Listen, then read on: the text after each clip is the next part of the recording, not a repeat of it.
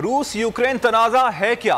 दोनों ममालिक में कशीदगी की माशी और सियासी वजूहात की तफसीलात इस रिपोर्ट में जानिए। 1920 इनकलाब रूस के बाद यूक्रेन सोवियत यूनियन में जम हो गया। 90 की दिहाई में सोवियत यूनियन का जवाल आया। 24 अगस्त 1991 को यूक्रेन ने आज़ादी हासिल कर ली। तनाज़ा 2014 में उभर कर सामने आया जब सदर विक्टोर यानुकोविच ने यूरोपीय यूनियन से मुंसलिक होने का मुआहदा मुस्तरद किया। इनके खिलाफ तहरीक चल पड़ी जो धड़म तख्ता होने तक जारी रही। एहतजाज के दौरान यूक्रेन से रूसी सरहद पर हमले हुए। सदर पुतिन ने रूसी नस्ल लोगों के दिफा की खातिर क्रीमिया पर कब्जा कर लिया। उनका मौक़िफ़ था कि माक़िब नवाज हल्के क्रीमिया में खूनरेज़ी कर रहे हैं। क्रीमिया अब मुकम्मल तौर पर रूसी अमलदारी में है। इस दौरान डोनेत्स्क और लुहांस्क में भी अलहदगी की तहरीकें चल पड़ी। रूस नवाज बाकी और यूक्रेन फौज 2015 तक मुकाबिल रहे। ये कशीदगी इसी साल मिन्स्क मुआहदे के तहत कम हुई, जिसके मुताबिक यूक्रेन दोनों इलाकों को खुद मुख्तारी देने का पाबंद था। कुछ अरसे बाद यूक्रेन ने मुआहदे में तरमीम का मुतालबा करके अमल दरामद से इनकार कर दिया। कीव का मौक़िफ़ था कि बगैर तरमीम अमल दरामद इसकी खुद मुख्तारी का सौदा होगा। वाज़ेह है कि